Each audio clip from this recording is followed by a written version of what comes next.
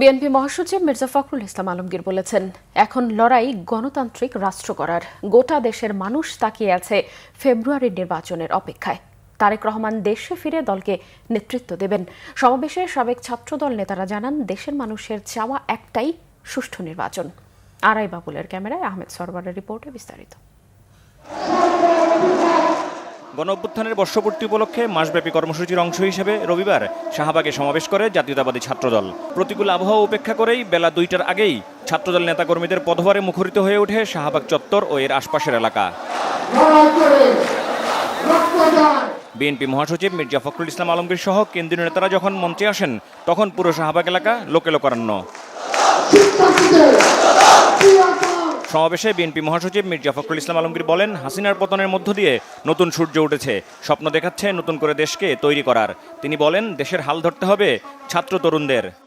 আজকের এই সমাবেশ থেকে আমাদেরকে শপথ নিতে হবে যে আমরা কোনোদিনই আমরা ফ্যাসিস্ট হাসিনাকে আর এই দেশে রাজনীতি করার কোনো সুযোগ দিব না।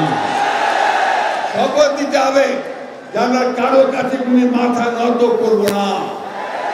আমরা আমাদের দেশকে আমরা নিজেরাই স্বয়ং সম্পূর্ণ হয়ে গড়ে তুলব। গোটা বাংলাদেশের মানুষ অপেক্ষা করে আছে যে ফেব্রুয়ারি মাসে নির্বাচন হবে। তার আগে গোটা বাংলাদেশের মানুষ অপেক্ষা করে আছে আমাদের নেতা তারেক রহমান সাহেব দেশে ফিরে আসবেন।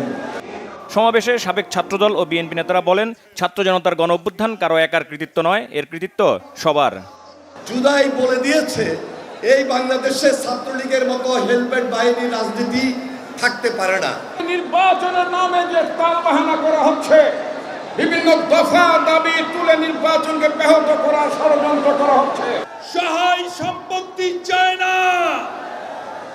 এই ছাত্র ভাইরা অতি দ্রুত জনগণের নির্বাচিত সরকার দেখতে চায়। ফেব্রুয়ারি মাসের নির্বাচনে বাংলাদেশে গণতান্ত্রিক সরকার প্রতিষ্ঠিত হবে, যে সরকার বাংলাদেশে জাতীয়তাবাদের উপরে ভিত্তি করে সামনে এগিয়ে যাবে।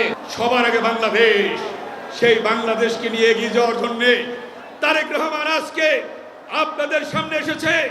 আমরা চাই দ্রুত সম্ভব তারেক রহমান বাংলাদেশে আসবেন। ২৪-এর ঐতিহাসিক গণঅভ্যুত্থানে অংশগ্রহণকারী ছাত্র জনতার প্রত্যাশা পূরণে ৯ দফা প্রতিশ্রুতি দেন ছাত্রদল সভাপতি। ক্যাম্পাসগুলোতে স্থিতিশীলতা রক্ষা এবং জুলাই আগস্টের গণঅভ্যুত্থানের এই চেতনাকে বুকে ধারণ করে আমরা ক্যাম্পাসগুলোতে শত উস্কানি, শত ষড়যন্ত্র, শত মততন্ত্রকে আমরা মোকাবেলা করে চলেছি। সত্যিকার গণতান্ত্রিক বাংলাদেশ গঠনে মত প্রকাশের স্বাধীনতা, মানবাধিকার, ভোটাধিকার ও গণতান্ত্রিক প্রতিষ্ঠানের স্বাধীনতা ও সক্রিয়তা নিশ্চিতে ছাত্রদল আপামর ছাত্র জনতাকে নিয়ে নিরন্তর কাজ করে যাবে বলে প্রতিশ্রুতি দেওয়া হয় সমাবেশে।